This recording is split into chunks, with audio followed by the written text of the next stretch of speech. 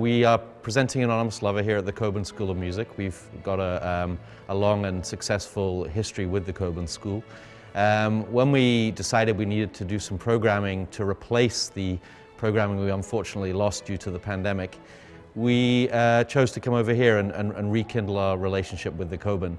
COVID has affected everything we do, as I'm sure is the case for people in every industry essentially.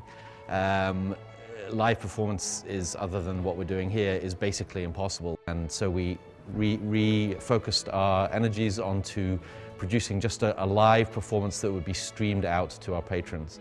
Bruce, Pablo, and I had a first Zoom meeting, and then we talked about the world now more than the piece itself in the beginning. And I think that was actually quite refreshing. A lot of the inspiration for the staging came from COVID-19 and restrictions that we have to adhere to so we can keep everybody safe at this time.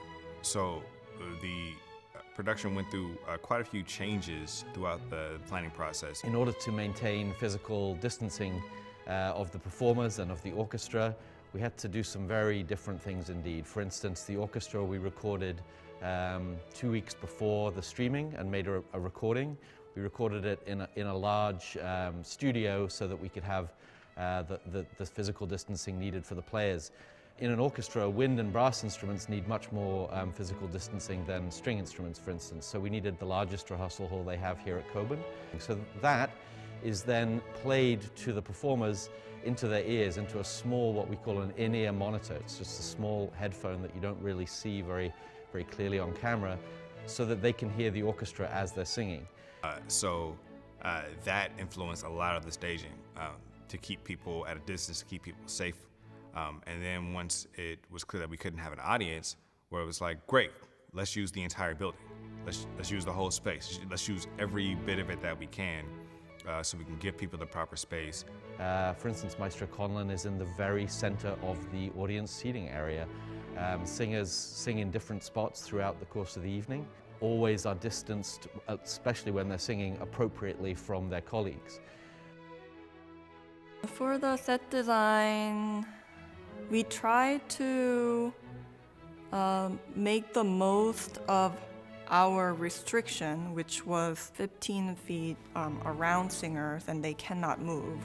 And they also cannot change positions back and forth into multiple different locations, because once they sing, we have to wait for a while for the particles to settle down. So rather than trying to hide that, I think we try to come up with a plan where it becomes a concept, and try to come up with a solution to have a emotional backdrop that can support but doesn't require physical movement or any kind of elaborate setups that some audiences might be familiar seeing in opera.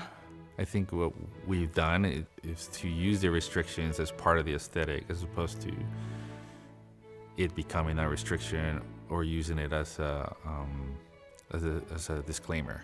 The restrictions are part of the story and how we're going to tell the story.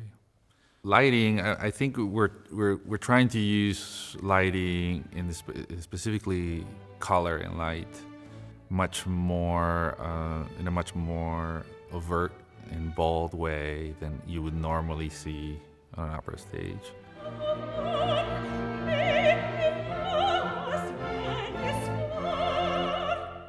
That this production is completely unique to anything that we've ever done. The production teams, creative teams, the performers, the orchestra, all of those people, all of us at LA Opera are hugely proud of the work that's been put in such difficult circumstances. And it's been a joy, and it's been very special because we're making something in a very unusual circumstance. So as much as it's not easy, I think the joy from it was bigger, and I hope that would come across through the final product as well. Get your headphone, please.